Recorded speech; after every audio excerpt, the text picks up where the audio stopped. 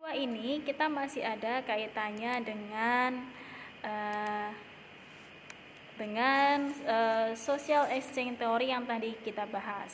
Nah, kalau yang kedua ini social penetration theory. Teori penetrasi sosial. Penetrasi itu lebih ke apa ya? Pendalaman, ke kedalaman. Jadi kalau tadi ada 4 tahap dalam social exchange theory ya. Yang pertama adalah orientasi, kemudian eksplorasi, kemudian affective exchange, kemudian stable exchange. Nah, ini hubungan-hubungan yang terbentuk itu biasanya dilanjutkan ke social penetration theory. Apa toh ini? Ini memang basicnya di teori penetrasi sosial ini memang lebih dibangun dulu dari social exchange teorinya tadi. Kemudian dan ini lebih biasanya ikatan-ikatan yang terbentuk dengan social penetration theory ini biasanya hubungan yang sudah sangat mendalam. Gitu. Biasanya mulai dari superficial komunikasi, jadi komunikasi yang sifatnya permukaan aja misalnya, menjadi komunikasi yang lebih mendalam, lebih intim, lebih personal, lebih private misalnya. Dan di sini memang ada bertahap juga yang melibatkan tadi kenapa orang akhirnya melanjutkan sebuah hubungan atau tidak ya. Dan ini ada kaitannya dengan fisik dan intelektualnya dan ditambah dengan afeksi, karena setiap hubungan itu selalu melibatkan fisik. Kalau fisik itu tampaknya bagaimana penampilan, apa yang terlihat. Kemudian secara intelektual ini juga orang melibatkan bagaimana mereka memutuskan, membuat keputusan, mempertimbangkan apa, kemudian mereka akan menggunakan pertimbangan apa saja untuk membuat keputusan. Nah, ini hubungannya mau lanjut atau stop kayak gitu.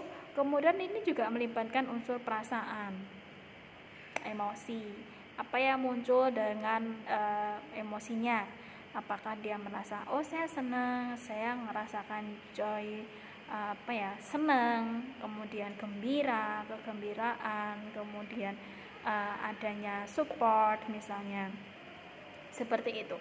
Jadi tetapi ini dalam social penetration ini, penetrasi sosial ini lebih ke penetrasi itu lebih mendalam ya. Ini melibatkan ada asumsi-asumsi yang harus terbentuk dulu. Yang pertama adalah dari tidak intim hubungan itu menjadi intim. Jadi dari ngomongin hal-hal yang umum, kemudian dibahas adalah hal-hal yang lebih personal. Kemudian ini biasanya predictable, bisa diperkirakan, bisa diprediksi hubungan ini nantinya kemana. Jadi mau dibawa kemana hubungannya itu kelihatan kayak gitu. Kemudian bisa depenetrasi. Kalau tadi ada penetrasi itu memasukkan, tetapi kalau depenetrasi itu dikeluarkan. Jadi ada orang misalnya memutuskan untuk stop hubungan itu lanjut atau tidak. Nah, itu bisa ada istilahnya ada alternatif, ada pilihan untuk stop atau lanjut. Kemudian ini kaitannya dengan self disclosure, kesediaan untuk membuka diri. Jadi terbentuknya hubungan yang intim itu memerlukan yang namanya keterbukaan diri. Misalnya dalam kasusnya orang pacaran, orang pacaran nggak mungkin ngomongin hal yang umum terus. Pasti suatu saat mereka ngomongin tentang diri mereka sendiri, entah si cewek entah si cowok. Misalnya ada saatnya mereka akan bicarakan, aku gini loh, kamu gimana misalnya. Pasti akan pada saatnya membahas hal-hal seperti itu. Kenapa? Sangat penting. Ketika orang itu tidak mau self disclosure, tidak mau membuka diri, sangat sulit bagi orang lain untuk memahami apa yang dirasakan atau apa yang dipikirkan. Sulit sekali. Akhirnya kan kita ya dia mau apa sih, kayak meraba-raba gitu kan, meraba-raba, menduga-duga, berprasangka. Tapi alangkah enaknya ketika saling ngobrol terbuka. Aku nggak suka ini, aku suka itu, aku pengen ini, aku pengen itu. Misalnya next 5 tahun saya pengen seperti ini. Akhirnya pada saatnya orang akan bicarakan hal yang melibatkan kesediaan untuk membuka diri. Kalau nggak mau bersedia membuka diri, ya akhirnya itu bukan pacaran namanya, itu nggak ada hubungan yang sampai intimate sampai seperti itu. Karena yang dibahas, kalau yang diomongin hal yang umum, orang cenderungnya so-so aja. Kenapa? Orang butuh nggak butuh misalnya, kenapa? Karena pasti yang berkaitan dengan antara dirinya dengan pasangannya. Ketika tidak mau membicarakan itu, ya itu akan jadi turunnya depenetrasi yang terjadi. Ini bukan lagi memasukkan tapi mengeluarkan misalnya.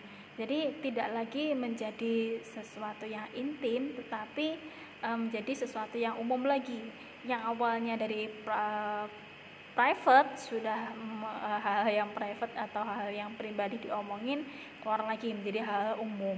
Jadi kalau sebuah hubungan misalnya kayak pacaran misalnya, kok ini ngomonginnya hal umum ya, nggak lagi membicarakan hal-hal yang personal, itu mungkin sebuah tanda kalau si pasangannya tidak nyaman atau sebetulnya sedang mempertimbangkan untuk kayaknya putus deh misalnya kayak gitu.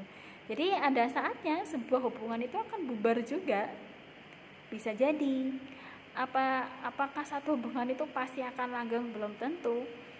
Jadi kalau pernah ada di US ya, US itu pernah diteliti, seseorang untuk sampai pada titik pernikahan itu mereka menjalani berapa kali hubungan pacaran. Ada yang 2, ada yang 3, entah bertemu pacaran berapa kali biasanya. Ada yang sekali kemudian menikah. Dan itu bervariasi. Artinya hubungan itu tidak selalu berakhir dengan sesuatu yang diharapkan. Karena apa? Tadi di tahapan pertukaran sosialnya tadi, di social exchange teori tadi, dia sampai di tahap mana? Karena bisa jadi satu dengan yang lainnya itu persepsinya beda. Si cewek misalnya, dia masih di tahap effective exchange, masih mempertimbangkan kayak gitu perasaannya gimana. Tapi si cowoknya sudah sampai ke stable exchange, sudah minta komitmen misalnya, itu akhirnya juga membuat gap. Loh, kok ini arahnya ke sana sih? Ya, ini kok minta sampai seperti itu sih? Kan saya nggak pengen serius, saya pasti pengen main aja misalnya. Seperti itu. Kemudian bagaimana mengenal seseorang? Nah, ini kita menggunakan analogi bawang merah. Kalau nggak bawang merah, bawang bombay. Jangan bawang putih ya. Bawang putih kan nggak bisa dikupas-kupas. Tapi kalau seperti kita tahu bawang bombay, bawang merah itu kan berlapis-lapis. Untuk sampai seseorang tahu di dalamnya intinya seseorang tuh sifatnya kayak gimana sih, kepribadiannya gimana sih, ya dikupas satu-satu, pelan-pelan, satu lapis sampai akhirnya nanti sampai di lapis bagian yang paling tengah. Namanya self disclosure. Dan ini penting untuk sebuah hubungan. Semakin orang tuh, jadi kalau orang itu sampai ke level komitmen itu sudah sampai misalnya bawangnya tuh sampai ke bagian intinya dulu. Kalau sudah sampai di bagian intinya baru boleh komitmen. Kalau ternyata belum sampai ke sana, jangan buru-buru minta komitmen, karena bisa jadi kayak tadi si ceweknya sampai di tahap mana, cowoknya tahap mana, karena mereka belum satu tahap, akhirnya beda. Kalau orangnya punya beda frekuensi mungkin ya. Seperti itu. Baik, ternyata waktu kita sudah mepet.